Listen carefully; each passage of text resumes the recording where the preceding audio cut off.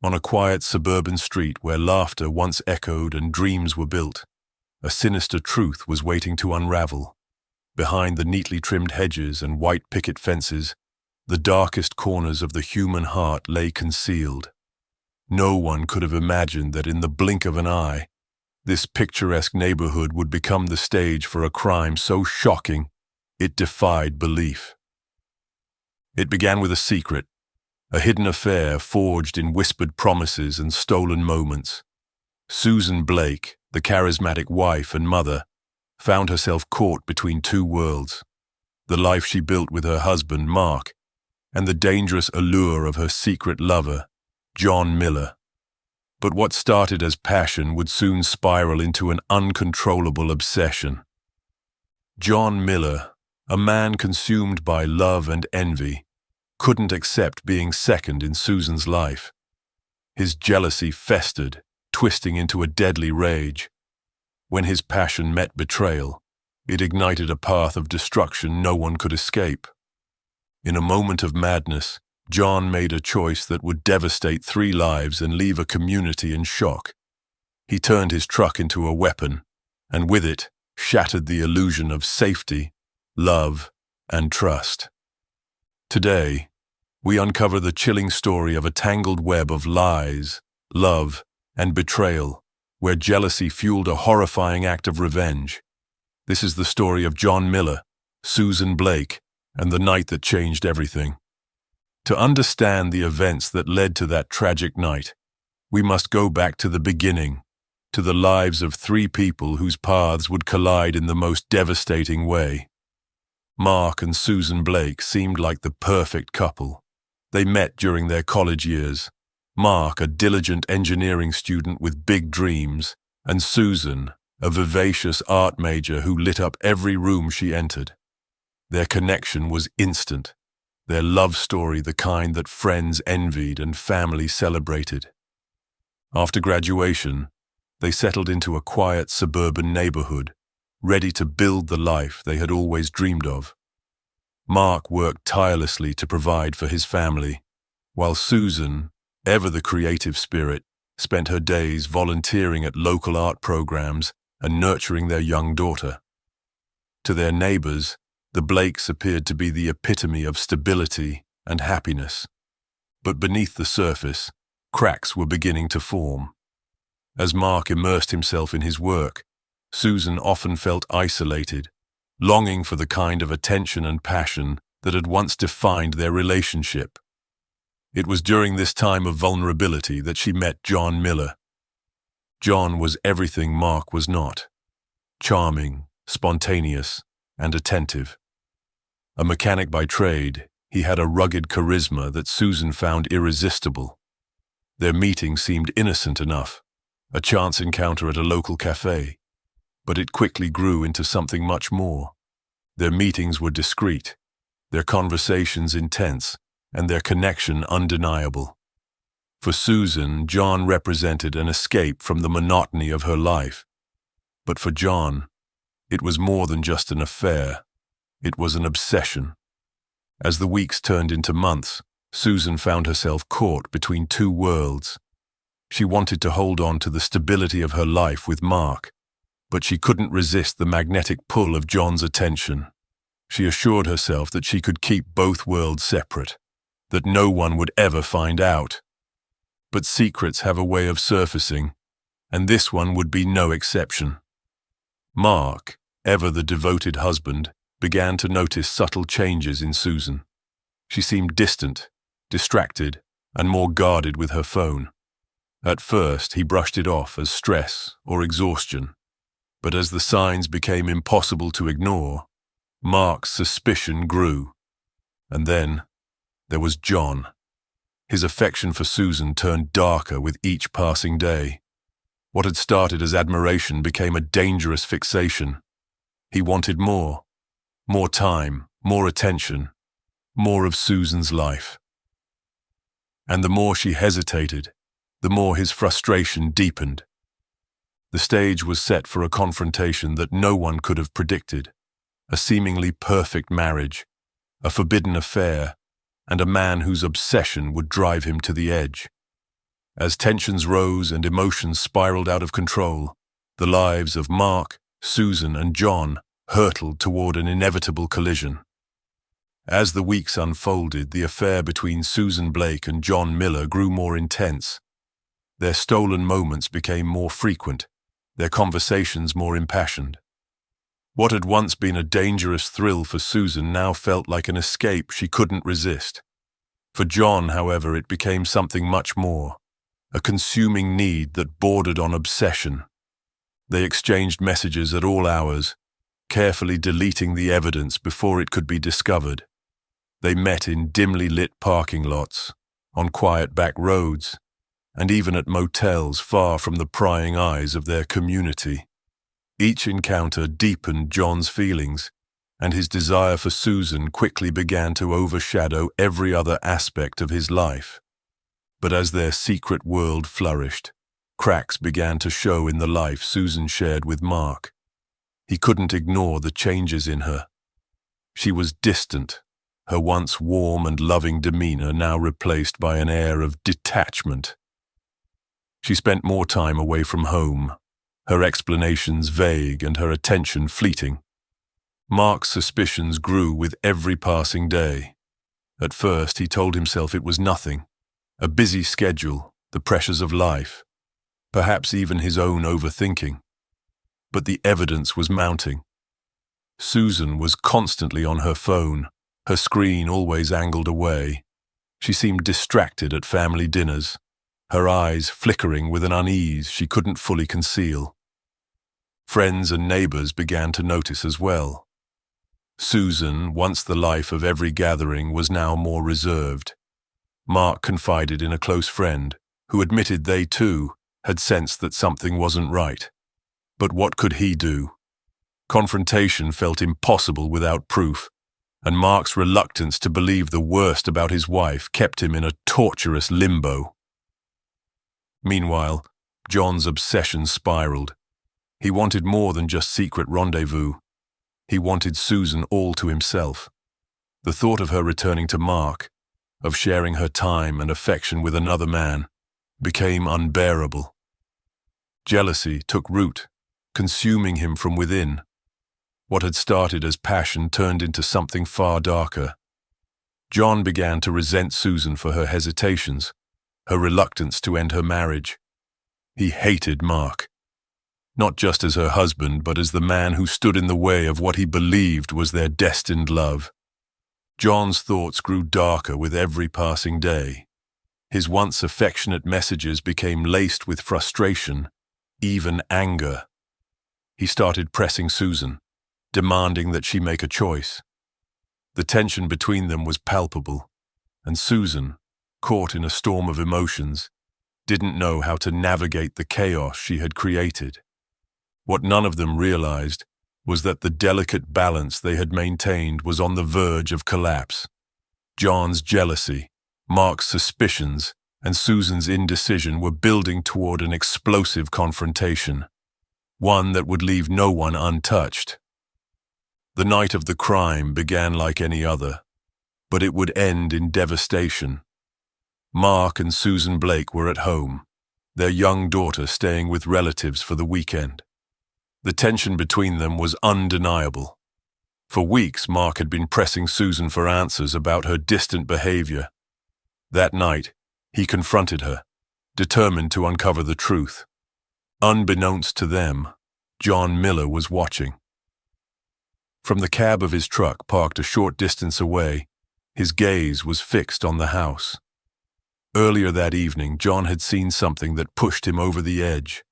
A social media post showing Mark and Susan together at a recent family event. It was proof, at least in John's mind, that Susan wasn't going to leave her husband. The betrayal he felt was consuming, his thoughts spiraling into anger and resentment. Inside the house, Susan and Mark argued. She tried to deflect his accusations, but Mark's frustration was mounting. Voices rose, emotions boiled over, and for the first time, Susan admitted there was someone else.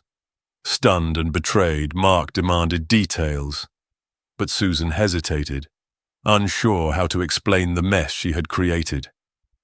As the argument spilled outside, John saw them together on the front lawn, their figures illuminated by the glow of the porch light. To him, it was a scene of ultimate betrayal, a man standing where he believed he should be. His anger reached a breaking point, and with it, his restraint shattered. In a fit of rage, John turned the key in the ignition. The truck roared to life, its headlights cutting through the darkness. He gripped the steering wheel, his knuckles white, and pressed the gas pedal. The truck lurched forward, the engine roaring louder as he barreled toward them. The impact was devastating. Neighbors who heard the commotion described the horrifying sound of metal colliding with bodies, followed by screams and shouts of disbelief. Mark and Susan were thrown several feet, their bodies landing motionless on the pavement. The truck came to a screeching halt, and for a moment, there was silence. But the chaos was only beginning. Residents flooded the street, some dialing 911 while others tried to approach the scene. John sat in the truck for a moment, as if frozen, before stepping out, his expression devoid of remorse. When police arrived, they found John standing near the wreckage, his demeanor calm, almost detached. Witnesses recounted his chilling words. "I did what I had to do." The officers quickly placed him under arrest, while paramedics worked frantically to stabilize Mark and Susan. Susan was pronounced dead at the scene, her injuries too severe to survive. Mark was rushed to the hospital in critical condition, clinging to life as first responders did everything they could. In the days that followed, the small suburban neighborhood was engulfed in shock and sorrow. The crime left 2 families shattered, a community reeling, and one man facing the full weight of the law for his violent act of jealousy and revenge. The investigation into the events of that fateful night began immediately. Police cordoned off the scene, working tirelessly to piece together the moments leading up to the tragedy. The evidence spoke volumes. Tire marks on the pavement revealed the trajectory of the truck, showing no sign of braking. CCTV footage from a nearby neighbor's security camera captured the truck accelerating towards Susan and Mark without hesitation. But the most damning piece of evidence came from John himself. During his initial questioning, he offered a chilling confession. Without hesitation or remorse, he admitted to driving his truck into them, citing betrayal and jealousy as his motives. His words were cold and calculated, leaving no doubt in the minds of investigators that this was no accident. Detectives described the case as unusually clear-cut. One of them later remarked, "Most crimes leave us searching for answers, but here, it was obvious. He planned it. He carried it out. He knew exactly what he was doing." John Miller was arrested at the scene and transported to the county jail. As the investigation continued, his lack of remorse became more apparent. During follow-up interviews, he spoke openly about his anger towards Susan and Mark, justifying his actions as an emotional response to their betrayal. To him, it wasn't murder, it was retribution. When the case went to trial, the courtroom was filled with tension. Prosecutors painted a vivid picture of a man consumed by jealousy and rage, who allowed his emotions to drive him to commit a horrific act of violence. This was no crime of passion, the lead prosecutor argued. This was premeditated murder. John Miller had every opportunity to walk away, but instead he chose to weaponize his truck and destroy 2 lives. The defense, however, took a different approach. They claimed that John acted in the heat of passion, driven by emotional turmoil and a sense of betrayal. They argued that his actions, while tragic, were not premeditated but rather a spontaneous and reckless outburst. The trial lasted for weeks, with testimony from neighbors, police officers, and even forensic experts.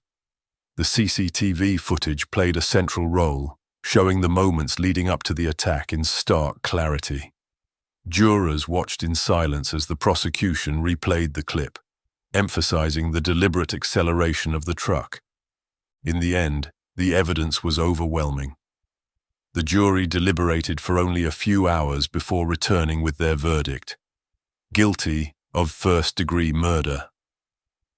The judge sentenced John Miller to life in prison without the possibility of parole, ensuring that he would never again walk free. For the families of Susan and Mark, the verdict brought some semblance of closure, but the pain of their loss lingered.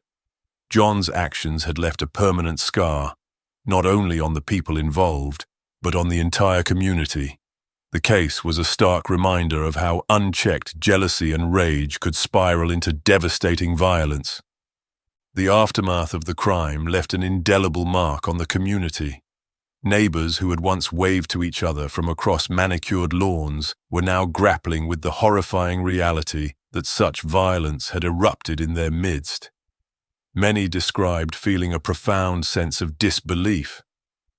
It's the kind of thing you hear about on the news, not something that happens right here, one neighbor reflected. Friends and family of Susan and Mark struggled to make sense of the tragedy. Susan's sister spoke tearfully about the vibrant, creative woman who had been taken too soon. She wasn't perfect, but she didn't deserve this. None of them did.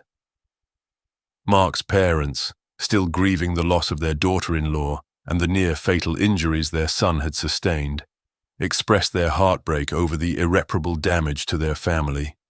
Even those who knew John Miller were left reeling. A childhood friend remarked, "John was always intense, but we never thought he was capable of something like this. It's just shocking." His family, devastated by his actions, struggled with the stigma of being tied to such a heinous act. The lessons of the case were chillingly clear. Jealousy, when left unchecked, can grow into a force of destruction. As one local minister put it, this tragedy reminds us that love, when poisoned by control and resentment, can destroy not just individuals, but entire families. For Susan and Mark's families, the road to healing was long and fraught with difficulty. Mark, physically scarred and emotionally broken, would carry the weight of that night for the rest of his life. Susan's young daughter, now without her mother, would grow up with only stories of the woman who had loved her deeply. The story of John Miller, Susan Blake, and Mark Blake became more than just a tale of betrayal and violence. It became a cautionary tale, a reminder of how easily unchecked emotions can lead to irreversible tragedy. The story of John Miller, Susan Blake, and Mark Blake is a haunting reminder of how jealousy and obsession can drive even the most ordinary people to commit unthinkable acts. What began as a tangled web of love and betrayal spiraled into a tragedy that claimed lives, shattered families, and left an entire community grappling with its aftermath. At its core, this case is a chilling testament to the destructive power of unchecked emotions. When love becomes poisoned by control, resentment, and envy, it ceases to be love at all. Instead, it transforms into a force capable of destroying everything in its path. As we reflect on this case, let it serve as a stark warning of what can happen when anger overtakes reason and when desire for control eclipses compassion. As you think about this story, we encourage you to share your thoughts in the comments. What lessons do you take from this tragedy? How can we recognize the warning signs of dangerous emotions in ourselves and others? If you found this story compelling, don't forget to like this video and subscribe to our channel. Your support helps us bring you more in-depth and thought-provoking true crime stories that shed light on the complexities of human behavior. Together, let's continue exploring these cases, not just for their intrigue, but for the lessons they teach us about ourselves and the world we live in. Thank you for watching, and until next time, stay safe and vigilant.